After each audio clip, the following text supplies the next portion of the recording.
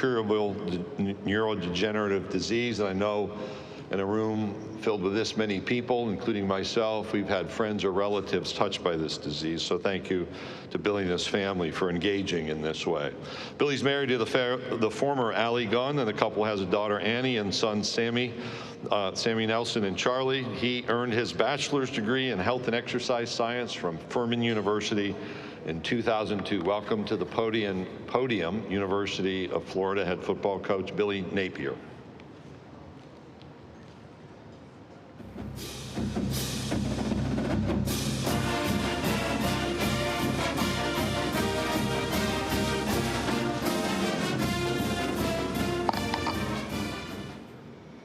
All right, well, I hope everybody's had a great summer and a good break. My wife, Allie, and I just finished up our annual trip. We go and celebrate our anniversary, 17 years. I actually knew her for 8 years before that, so 25 total. And I'm extremely thankful for her, her selflessness and the job she's done with our children. Certainly being a coach's wife can be a challenge. It's good to be here in Atlanta. You know, I grew up a little bit north of here.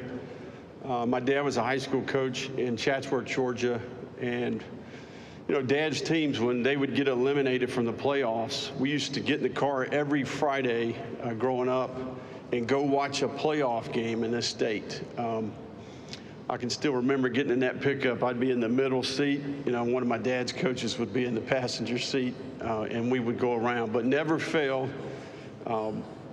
Every year we would drive south on 75, and we would watch the semifinals in the old Georgia Dome. And I'm riding through Atlanta today. Used to stop at the Varsity and get something to eat on the way. I can remember sitting up in the upper deck with all those high school coaches watching high school football in this state. You know, it's good to be at SEC Media Day. We're 45 days away from the opener. Football is right around the corner. Everybody's undefeated, and there's a lot of potential to talk about. And it's a blessing for me to be here today to represent our football team.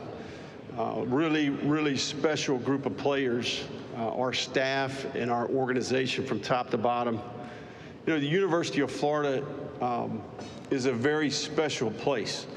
It's arguably the top public school in the entire country. Incredible network of people.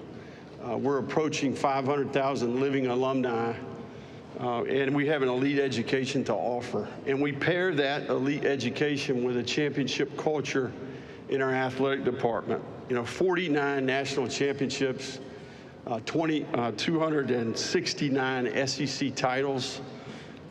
And I would tell you, this spring was one of my all-time great sport experiences, going to the Final Four. If you haven't been, you need to go. You know, I had the privilege of taking my two sons to San Antonio to be in the Alamo Dome, to watch Coach Golden and his team compete and win the national championship. You know, to just be a fan, to rub elbows with Gator Nation. You know, our fans, their passion is second to none. It was an incredible experience. You think about how this place has affected so many people, the tradition, the history. There's so much pride that comes with that. Whether you're alumni or you grew up a Gator, that's something I'll never forget. You know, I'm extremely thankful for Scott Strickland, our athletic director. You know, his leadership, his discernment. I think he's a forward thinker, and he's done a great job of providing a vision for our athletic department and putting our sports teams in position to win championships. You know, how do you sum up the SEC? You know, and I think for me, as a competitor, you want to play against the best, the very best. And there's an old saying, to be the best, you got to beat the best. And I think we get that opportunity competing in this league. You know, I think about this league, I think about the history, the tradition, the venues, going on the road to play in this league, the rivalries, the great players and great coaches, the level of investment by the administrations, the depth that's required to play week in and week out in this league. You know, I think the personnel is different in this league. I think there's diversity of scheme. And don't forget about the recruiting gauntlet that we go through in this league. You know, this Netflix documentary is called Any Given Saturday for a reason, and you got to be ready to go every week. You know, for the third straight year, it's the most watched conference in college football. 19 years in a row, the most draft picks in the NFL draft. This past draft had 79 draft picks, which shattered the record of 65, which was a previous record for the SEC. You know, I think our league has great leadership.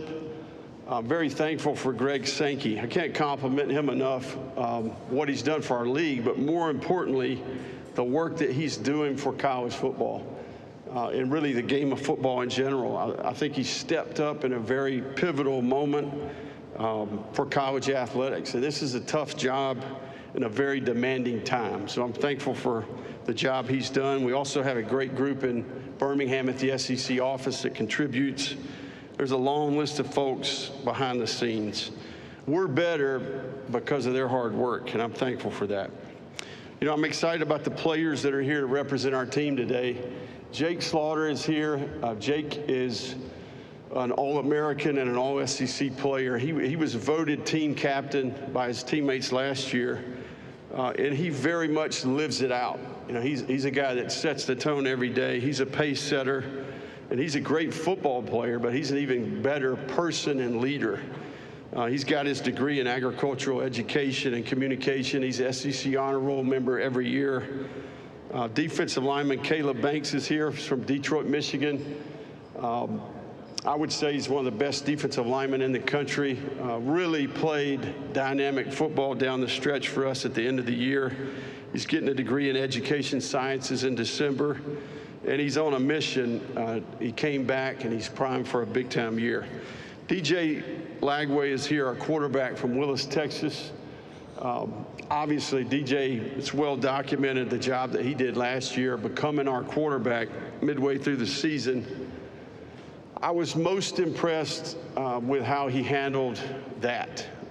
The type of teammate that he was, the humility, the character, and the guy was phenomenal on game day. He's just a great competitor. He showed a ton of grit and toughness, played through some injuries, and obviously I thought he grew as a leader every week as he continued to get better.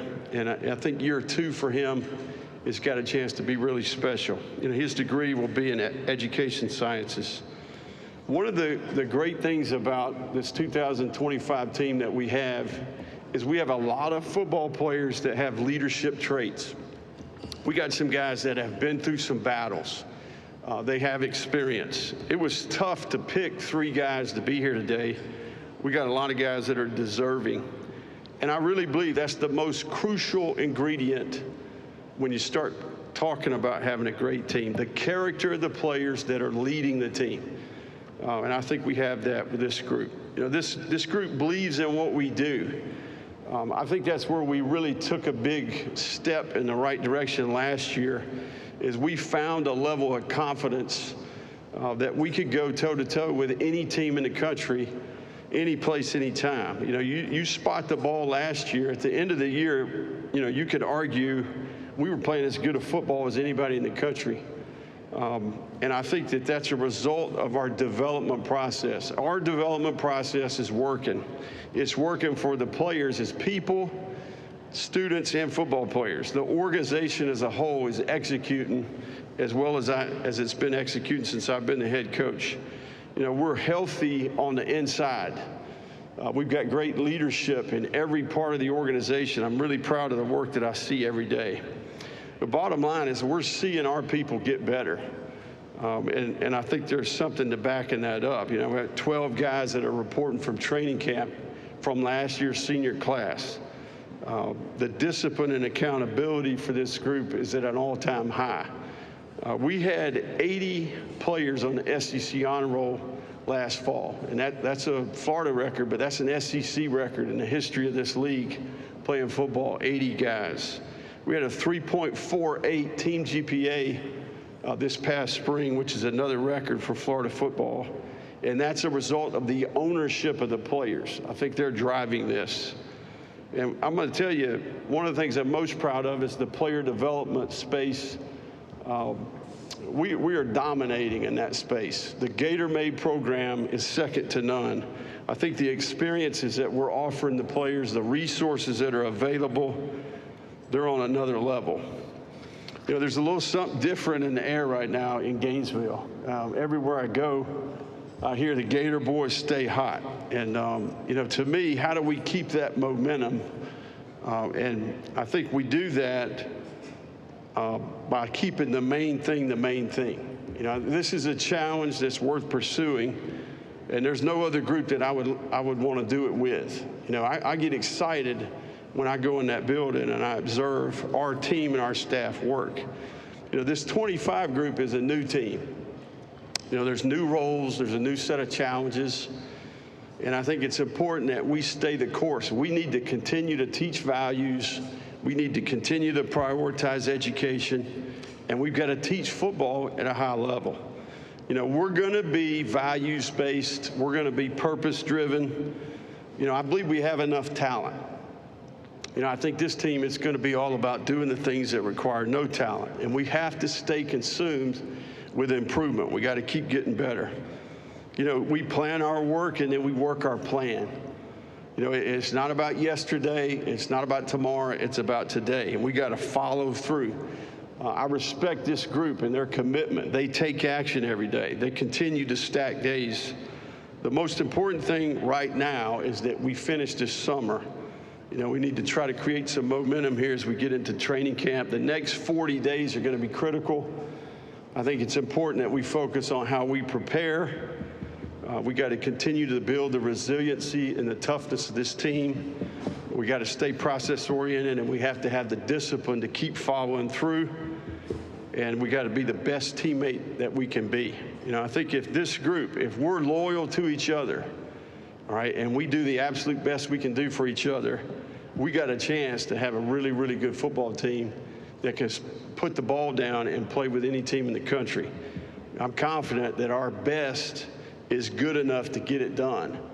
And I think this is a special group. Before we wrap it up here, I want to thank you for what you do. You know, I've been in football my whole life, and I believe in the game. I believe in what the game can teach. And as our sport and athletics in general go through a lot of adversity, I think it's important that we don't need to forget what our game can teach young people. And you guys tell that story. And I think it's important that we find some balance here in terms of what we write about. And you guys do a phenomenal job. Our game's as popular as it's ever been because of the pride that you take in your role. I'm thankful for the stories that you tell. All right, we'll open it up for questions. Thank you, Coach Napier. If you have a question, raise your hand. Gianna and Nathan and Drayden will get the microphone to you. Coach, we're going to start over on our right-hand side on the aisle. Edgar. Yeah, Billy. Edgar Thompson, the Orlando Sentinel. A little reverb there. Yeah, Billy, is it fair to say that you arrived with more outside expectations than your previous years? And what's it going to take to meet them, particularly against this schedule? A lot of people think it's the nation's toughest. Yeah, I mean, I think the first thing I would say about expectations is when we talk about expectation, I think the important part is what we expect from each other. And I think we've learned that, right? I think it's not only do you need to block out noise, but it's absolutely necessary that you do it, right? So I think we got to have high expectations for each other. We see each other every day, right? I think this is player to player, it's coach to player, coach to coach, all parts of our organization. So that's where we spend our focus. I really believe that's when the magic happens, right? Is when, you know, you look around that locker room and you trust the people. I think there's connection. There's a chemistry that's needed in this game. I think if you look at who's had success over the last couple of years, it's veteran teams that have really good connection. So when I think about expectations, I think about what we expect from each other. I also think that it's about execution. You talk about our schedule. you know, I firmly believe that that'll be earned in the fall, you know. So we can talk a lot about potential for the next 40 days, but we'll play the games in the fall. Coach, we'll go in the center aisle, just right about halfway. Hey, Coach. Emily Grace McCorder from The Next Round. You mentioned the next 40 to 45 days between now and the start of the season. What will be your biggest priority in continuing that foundation of resiliency that was built last season? Well, I think it's a new team. I think we've got, there's a group of young players on our team that we need to get ready. We're fortunate that we have a good core group of veteran players that understand what winning football looks like in this league. But we need to develop depth. You know, I think in this league, there's no question you're going to need it, especially when you start getting into the bulk of the conference schedule. So, you know, we have to keep our group focused on, you know, how did we develop some of this confidence? And I think we anchored that in how we prepare, our toughness, the discipline, being process-oriented, and certainly being a great teammate. And I think training camp is critical in those areas.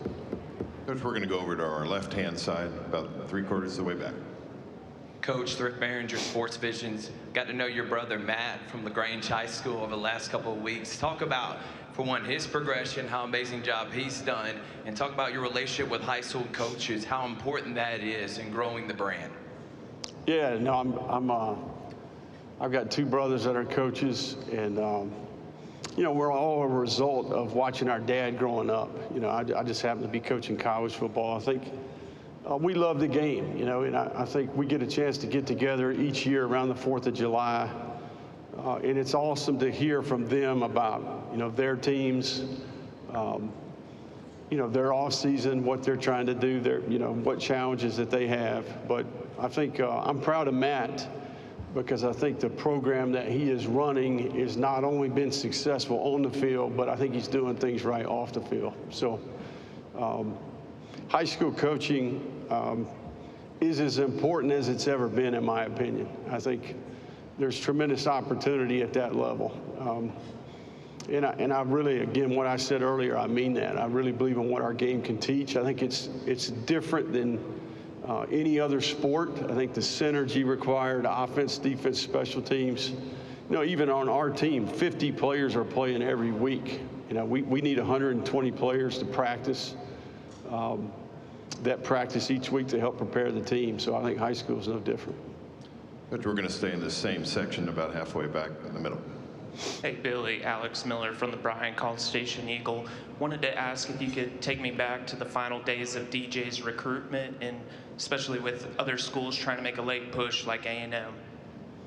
Yeah, no, DJ, we were fortunate that we found DJ early in his high school career. You know, we built great rapport.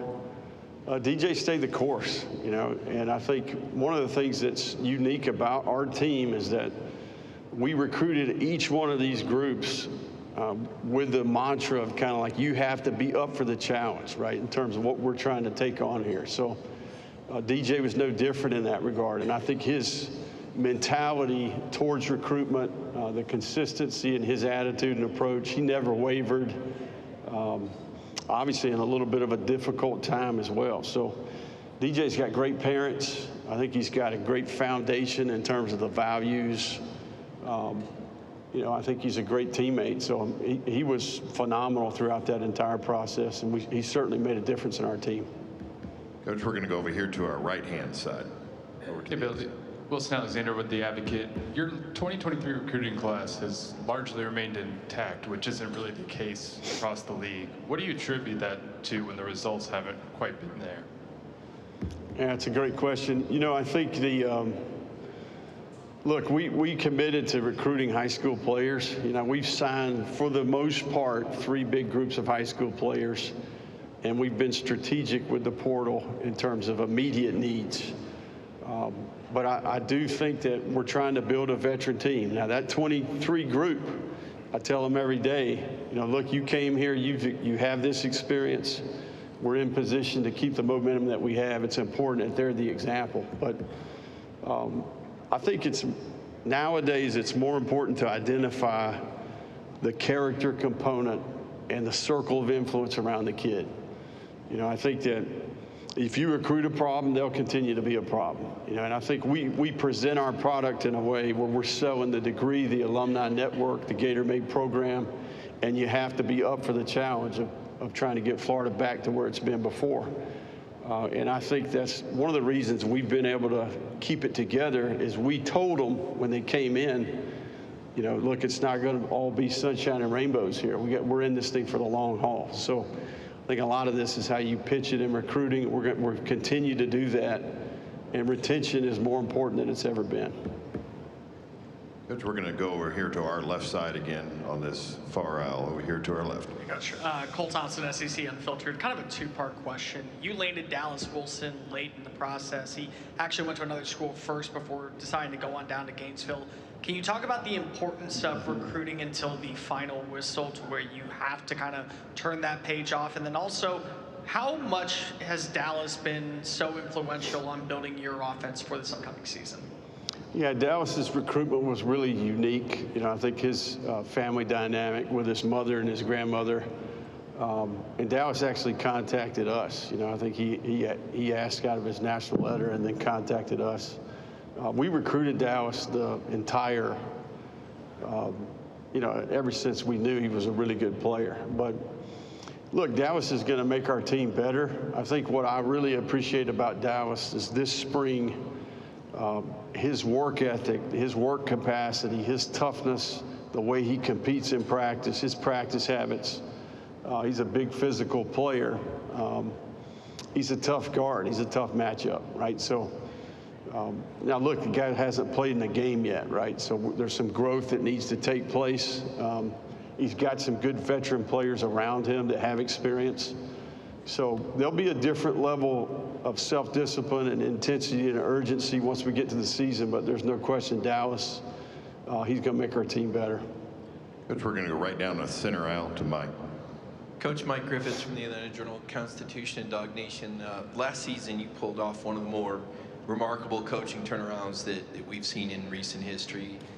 When you reflect back, and I know today's about the future, but what would you attribute that to, and what you were able to accomplish and what your team was able to accomplish after the start that you had?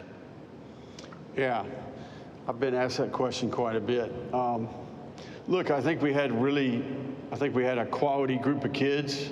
I don't think a normal group would have been able to handle that. And I would say that in that I'm an adult. I can turn my phone off. I can, you know, continue to work. These guys, they live in a digital world, right? So I think that they had unique relationships with each other, and you know, we got choices, right? We can choose to blame other people, or we can choose to be accountable. And I think we had really good leadership. They took ownership. We collaborated, players and coaches. We made changes. And I think we saw some of those young players grow up, right? And I think that, you know, there was a critical stretch right in there around, you know, Tennessee, Kentucky, where all of a sudden we flipped the switch and there's a confidence and a belief that we could play with anybody. And from that point forward, you know, I think they felt like they were good enough. And it was about just going and executing and playing on game day. So the good thing for us is a huge majority of that group is back. And we've added some more really good young players to the mix. We have time for a few more. We'll start right in front of me, second row. Kirk. Kirk Bowles from the Houston Chronicle.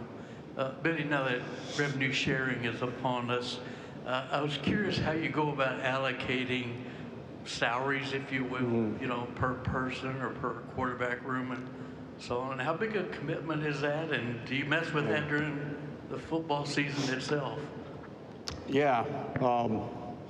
Look, I think one of the things that we've been blessed to do is we hired a front office at the University of Florida. I think Nick Polk and Ben Elsner, Jacob LaFrance's role, Chad Lucas has done a great job in that space as well. But I think the more pressing issue, okay, and I'm going to kind of divert here, is what do we do to provide the structure for the players?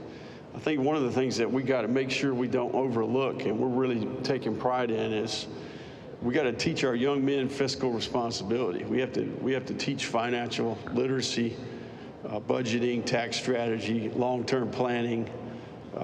You know, and I think that, I don't know about you guys, but I messed all that stuff up when I was young, right? So this is these guys' first job, and I think we've got to create a structure in a place where we can give them guidance.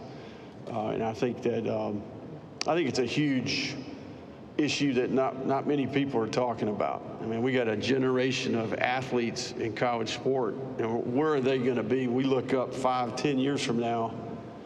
Did they, you know, make good decisions? Did they create stability for themselves long term and take advantage of the opportunity, right? Because not all of these guys are going to the National Football League. So I do think that it's professionalized the game to some degree. You know, everybody want to use the word salary cap. You know, I think right now it's more of a cash budget, to be quite honest. But I don't want to take away from the fact that I do think that it's important that we have to continue to fight the fight here and find some common ground and create some guidelines and get some direction that we all can kind of abide by the same set of rules. We have time for 2 finals. We'll start in the back over here to our left, Coach.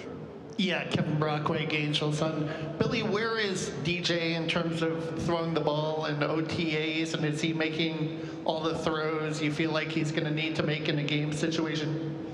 Yeah, no, DJ has continued. You know, we throw the quarterback 3 times a week. You know, he's continued to do that. He actually got a good session in this morning before he came here. So, yeah, we feel confident in terms of him being ready to go. We'll take one final question. All right, that was your question. All right, we've got one in the back. If we can get a microphone in the back, we'll take one final question in the rear of the room. Yeah, Coach Rob Brown, SEC Sideline Sports Network and the Buddy Martin Show. What did you see early on in DJ Lagway, and how much does he help you in recruiting and avoiding logo fever when you look at that schedule? Yeah, DJ is, look, I think what's impressed me with DJ is how he has handled success. You know, we knew DJ before he dominated Texas high school football his senior year.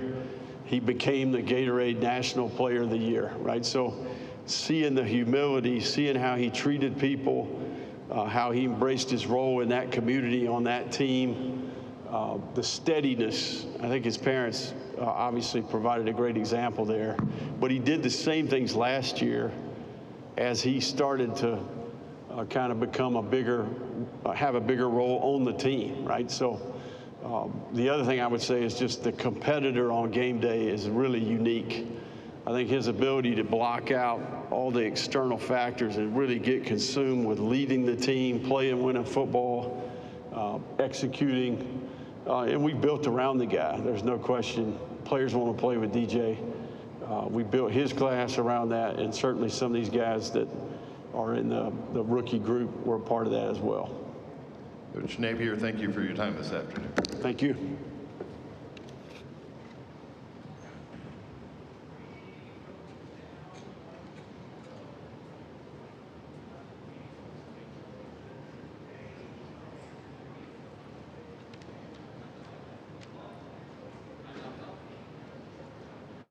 Here in about 10 minutes, we'll have Florida players at the various stages around the room. Caleb Banks will be to your left in the front of the room at position 1. DJ Lagway will be at position 2 to your right in the front of the room. And Jake Slaughter will be near the entrance in the back of the room. So again, Caleb Banks to your left, DJ Lagway to your right here in the front of the room, and then Jake Slaughter at the stage near the entrance of the room.